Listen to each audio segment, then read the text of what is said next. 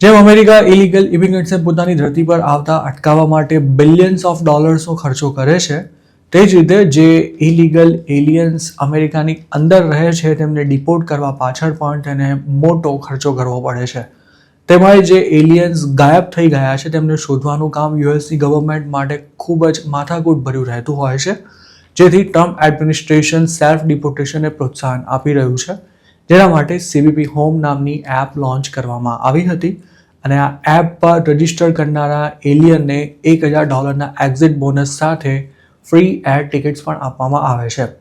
જોકે કાગળ પર ભલે એવું લાગે કે આ સ્કીમ હેઠળ ડિપોર્ટ થનારા લોકો પાછળ વધુમાં વધુ $2,000 થી $2,500 જેટલો ખર્ચો થતો હશે, પણ હકીકત કંઈક અલગ જ છે. ધી એટલાન્ટિકના એક રિપોર્ટ અનુસાર 9 મહિના પહેલા DHS દ્વારા CBP હોમ એપ લોન્ચ કરવામાં આવી હતી અને અત્યાર સુધીમાં 35,000 લોકોએ આ એપ પર રજિસ્ટ્રેશન કરાવ્યા બાદ અમેરિકા છોડ્યું છે. જોકે આ ડિપોર્ટેશનનો માથાદીઠ ખર્ચો એટલે કે પર હેડ કોસ્ટ $7,500 અંદાજવામાં આવી છે, કારણ કે આ પ્રોગ્રામના પ્રમોશન માટે જ DHSએ $200 મિલિયન એડવર્ટાઇઝ કેમ્પેન શરૂ કર્યું હતું, જેમાં ડિપાર્ટમેન્ટના સેક્રેટરી ક્રિસ્ટી નોમને હાઇલાઇટ કરવામાં આવ્યા હતા. આ બાબતે DHSના પ્રવક્તા ટ્રિશિયા મેકલાફ્લિને કોઈ સત્તાવાર પ્રતિક્રિયા આપવાનું ટાળતા માત્ર એટલું જ જણાવ્યું છે કે તેના હેઠળ હજારો લોકોએ સેલ્ફ ડિપોર્ટેશનનો વિકલ્પ પસંદ કર્યો છે.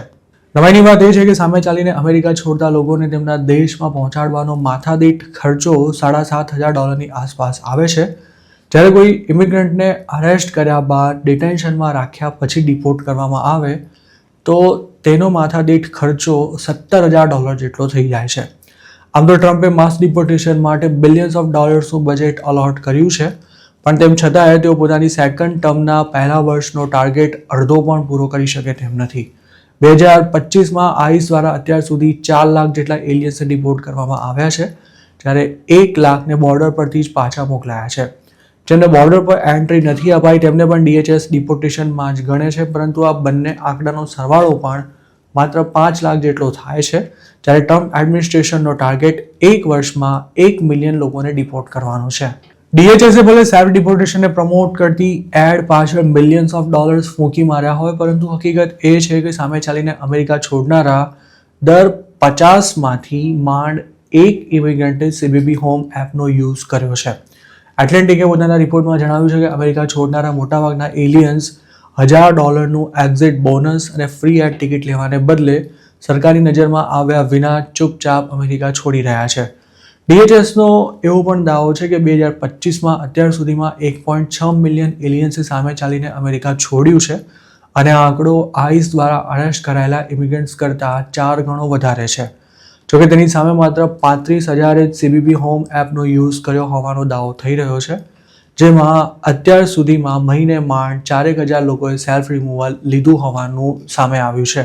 અત્યાર સુધી DHS સાથે સંકળાયેલા હોમલેન્ડ સિક્યોરિટી સ્ટેટિસ્ટિક્સ દ્વારા દર મહિને ડિપોર્ટેશનના આંકડા પબ્લિશ કરવામાં આવતા હતા, પરંતુ જાન્યુઆરી 2025થી આ આંકડા જાહેર કરવાનું બંધ કરી દેવાયું છે. હવે DHS માત્ર સોશિયલ મીડિયા અને પ્રેસ રિલીઝ દ્વારા જ ડિપોર્ટેશનને લગતા દાવા કરતું રહે છે.